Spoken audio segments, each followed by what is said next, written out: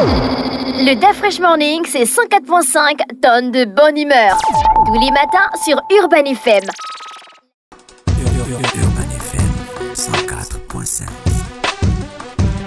Vous êtes sur les 104.5 Urban FM, la station urbaine, et vous écoutez le DAF Fresh Morning, le réveil matinal, le pilote de la capitale, sur la radio, le pilote de la capitale. On est avec Jean-Paul. Jean-Paul, bonjour. Bonjour. Comment tu vas ce matin? Ça va. Et à la forme? Oui, ça va. Tu as passé un bon week-end? Ouais, week-end tranquille. Tu as fait quoi? D'abord beaucoup de films et puis aussi un peu... Tu as regardé quel film? J'ai terminé Dune. La deuxième partie. J'avais pas eu encore l'occasion de le suivre. Je l'ai suivi, effectivement. Les critiques disaient la vérité. C'est le volet encore meilleur que le premier. Mm-hmm. Et donc, voilà, c'est un bon moment de divertissement. Et puis, j'ai évolué aussi sur la série Shogun. Mm-hmm. Mais je trouve... T'es trop habillé. Ouais. Quand on n'est pas habitué. Ouais, c'est trop habillé. Mais bon, on va voir. En fait, on se rapproche, j'ai l'impression qu'on cherche des films qui se rapprochent un peu plus de la réalité, en fait. Oui, surtout... Il faut un peu que l'histoire soit cohérente, surtout quand on parle des civilisations, des cultures, d'un autre monde. On a l'impression que les US, ils ont sauvé tout le Japon, quoi. Voilà. Quand tu regardes le dernier samouraï, tu regardes Shogun. En fait, le problème, ce qui me dérange un peu dans ces films-là, et je suis d'accord avec toi, c'est le regard qui est porté sur le film. C'est-à-dire le narratif. C'est-à-dire qu'on vous décrit une civilisation du point de vue de l'occidental. D'accord? Exactement comme dans le dernier samouraï, il faut qu'il y ait un personnage occidental. J'ai comme l'impression qu'il faut qu'il y ait un personnage occidental, d'origine occidentale, pour crédibiliser le film. Alors qu'on a vu des films comme Apocalypto de Mel Gibson, dans lequel il n'y a aucun occidental à l'intérieur, qui ont été de vrais succès, qui parlaient des civilisations, enfin d'un royaume inca à l'époque précolombienne, donc avant même l'arrivée des Occidentaux, des Européens là-bas. Et ben on a vu comment... Voilà, Apocalypse, c'est une histoire pure. Voilà. C'est pur, c'est simple. Voilà. C'est pas habillé. Non. Et ils ont essayé de retranscrire les choses, comment est-ce que ça se passait à cette époque-là, au-delà de la décoration, enfin des décors, des personnages, des rapports qu'ils ont entre eux, et on voit un peu la progression du personnage principal. Donc c'est ça aussi qui fait un peu l'intérêt du film. Or, je pense que Shogun aurait gagné s'il n'y avait pas la présence de ces personnages. Bon, ils se sont dit qu'il fallait peut-être le mettre en avant parce que c'est tiré d'un roman qui a été écrit par un Anglais, et donc dans ce roman-là, il insistait comme une espèce de rapport d'une histoire racontée par cet Anglais-là, qui était l'un des tout premiers occidentaux à entrer au contact avec les Japonais à l'époque de l'ère médiévale. Donc bon, malheureusement, de ce point de vue-là, on retombe un peu dans les autres clichés, à savoir qu'on vient toujours nous raconter une histoire du point de vue de l'occidental, alors que c'est peut-être parce qu'on n'a pas les moyens de raconter nous-mêmes nos histoires. Oui. On n'a pas les moyens de faire des films à ce niveau. Clint Eastwood aussi avait fait un film très intéressant que moi j'avais aimé. C'était qui parle de la Seconde Guerre mondiale. Je crois que c'était les mémoires d'Iwo Jima. En tout cas, ça parlait de la bataille d'Iwo Jima. Et Clint Eastwood s'était mis du côté du japonais. Donc on avait montré comment l'armée japonaise, comment est-ce que cette armée-là était à la fois moderne et traditionnelle, dans laquelle il y avait des codes qui sont issus du shogunat, avec lesquels on mélangeait avec les codes issus des armées modernes. Et donc c'était un univers assez strict, assez carré, et on montrait assez rigoureux, et on montrait un peu comment est-ce que les gens évoluaient dans cet univers-là. Et donc ça, moi, c'est un film que j'avais vraiment aimé.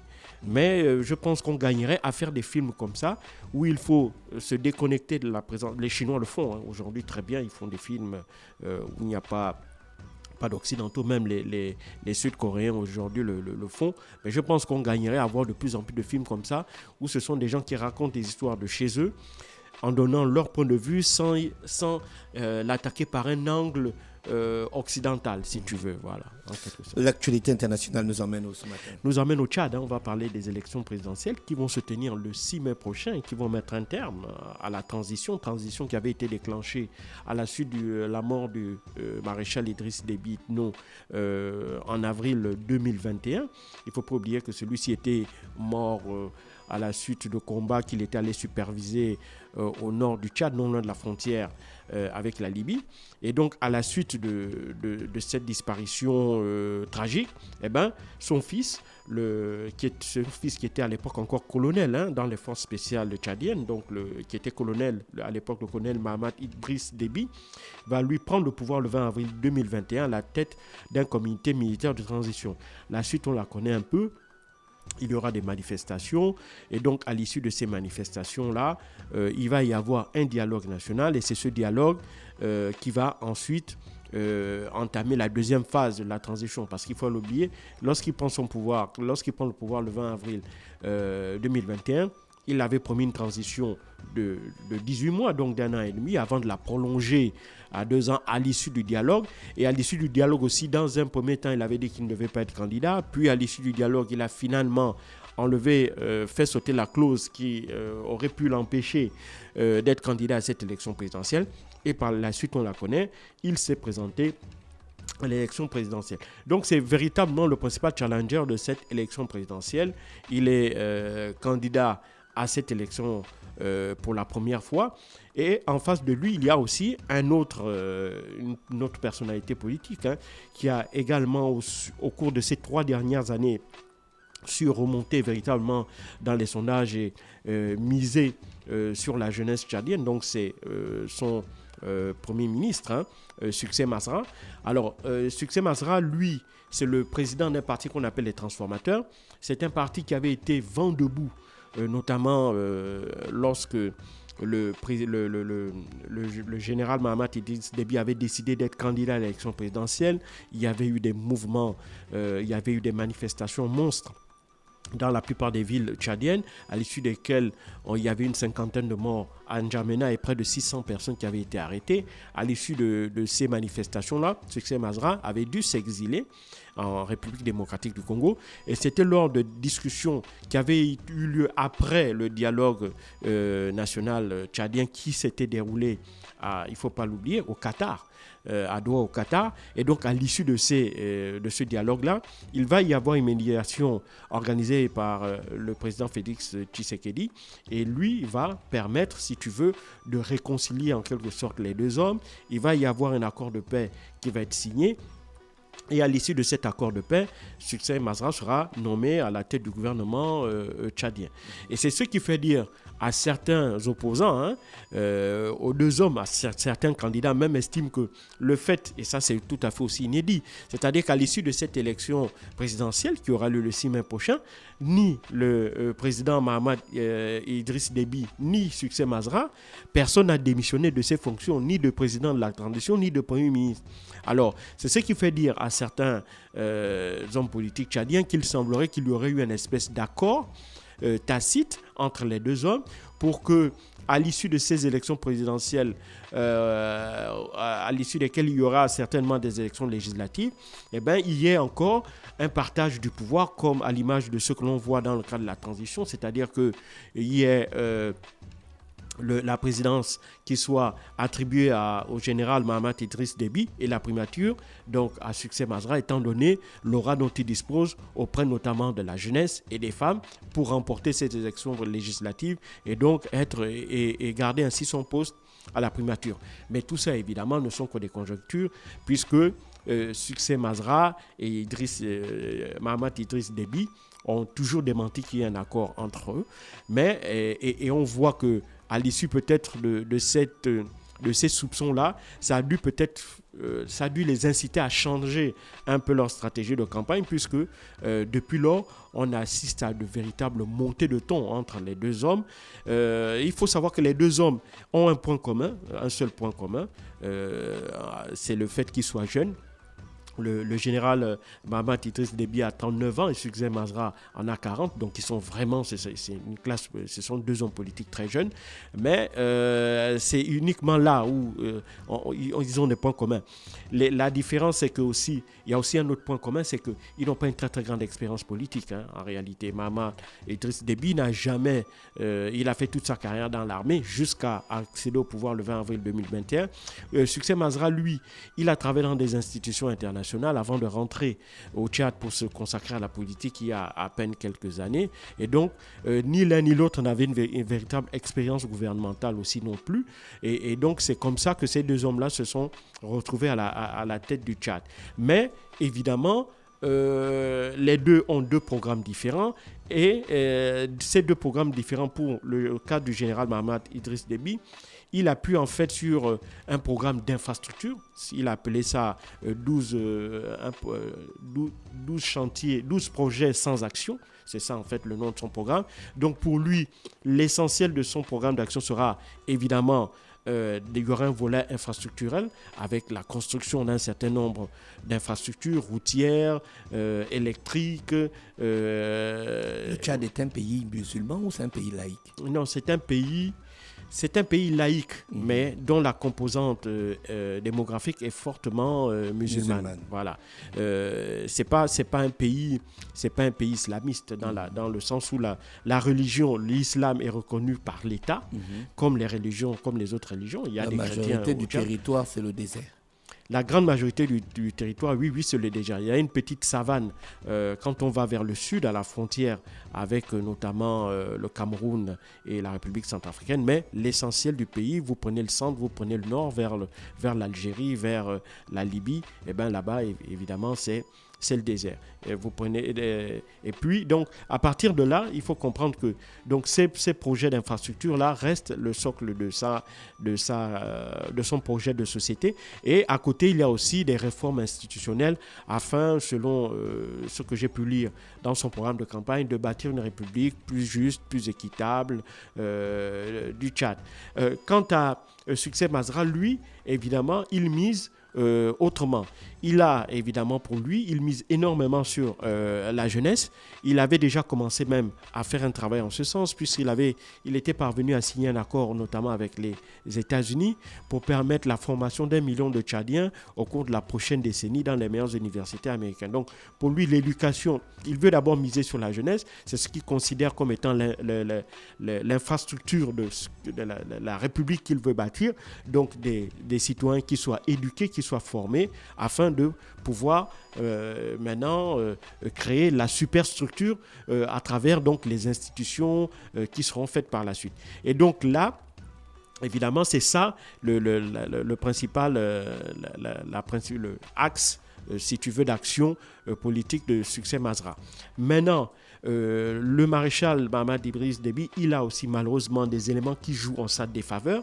Bon, c'est d'abord le fait que c'est quelqu'un qui est considéré comme peut-être pas très fiable en termes de parole. Hein. Je l'ai dit ici. Il avait dit par exemple, lorsqu'il avait pris le pouvoir en avril 2021, que lui, il devait faire une transition de 18 mois. Il a mis un peu plus de temps au pouvoir, mais et puis le fait qu'il avait annoncé au départ qu'il ne devait pas être candidat à l'issue de la transition, il est candidat. Donc ça, évidemment, ça en dit long sur le fait que pour certains Tchadiens, il ne faut pas se fier à ce qu'il dit. Mais ça encore, c'est, selon certains observateurs, le moindre mal, puisqu'il faut savoir que plus de la moitié de la population tchadienne est analphabète. Et donc, de ce point de vue-là, les promesses de ce genre... de la population. Oui. Et donc, ce type de promesses-là ne touche pas véritablement, n'impacte pas véritablement les populations. Par contre, là où il a un véritable caillou dans la chaussure, c'est à l'issue de la mort de celui qui était son principal opposant avant Succès Masra, c'était l'homme politique Yaya Dillo.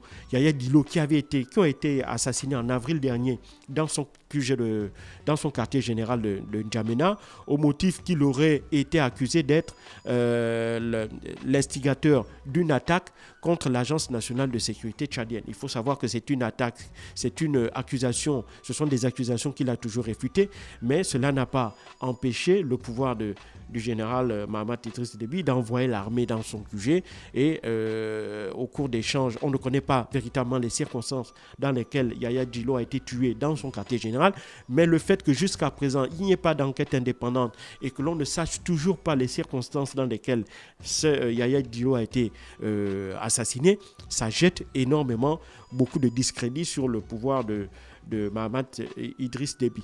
Mais pour Succès Masra, évidemment, lui aussi, il a un certain nombre d'éléments qui font que ses opposants aussi s'appuient là-dessus, à savoir quel est les véritables rapports qu'il entretient avec Mahamat Idriss Déby Itno, parce qu'il ne faut pas oublier que lorsqu'il avait été en exil, c'est à l'issue d'un accord que lui, il aurait passé avec le général Mahamat Idriss Déby, qu'il est rentré au pays. Or, on ne connaît véritablement pas ce qu'il y a dans cet accord-là, et c'est ce qui laisse penser que, en réalité, il y aurait peut-être un double jeu de la part de Succès Masra au cours de cette élection et que, en réalité, il aurait des intérêts communs avec le président Mahamat Idriss Déby.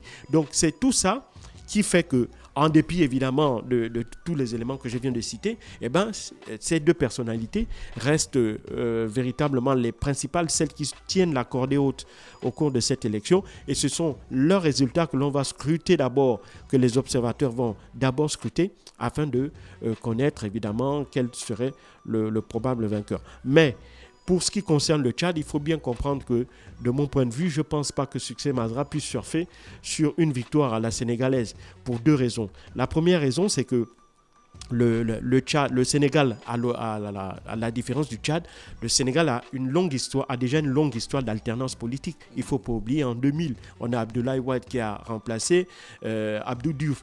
Puis on a eu Macky Sall qui a remplacé Abdoulaye Wade. Et on a maintenant Bassirou Diomaye Faye qui vient de remplacer Macky Sall. Donc véritablement, l'alternance politique est ancrée dans Abdou Diouf, il avait remplacé Léopold Sédar Senghor. Ah bon? Oui, le premier président. Et donc, il y a le principe de l'alternance politique est véritablement ancré dans le paysage politique sénégalais, ce qui n'est absolument pas le cas au Tchad. Idriss Déby a régné sans partage durant 30 ans, après être arrivé au pouvoir par un coup d'État en 1990, où il avait renversé Hissène Habré. Et donc, là, il y a ce premier facteur-là. Donc, il n'y a pas véritablement de culture d'alternance démocratique au Tchad, oui, malheureusement. Et la deuxième chose, c'est que vous avez à la tête du pays aussi une espèce de dynastie aussi qui s'est imposée. Il ne faut pas oublier que dans l'ensemble, la plupart des pays du continent, notamment des pays d'Afrique subsaharienne, les pays dans lesquels on a un ancien président, un fils d'un ancien président qui se présente à l'élection présidentielle immédiatement après la mort de son père qui était en fonction, eh ben, ce candidat-là, du fils-président-là, a toujours remporté l'élection.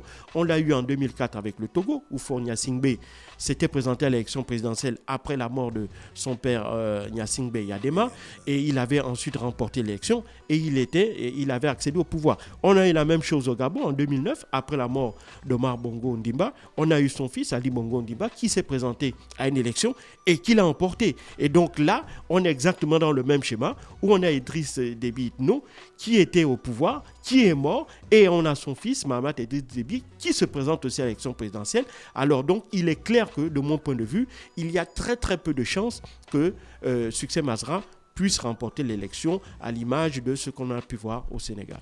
Merci Jean-Paul avec nous ce matin sur les 104.5 Urban FM, la station urbaine, dans le Da Fresh Morning. On va en publicité, on se retrouve juste derrière. Le Da Fresh Morning, c'est 104.5 tonnes de bonne humeur. Tous les matins sur Urban FM.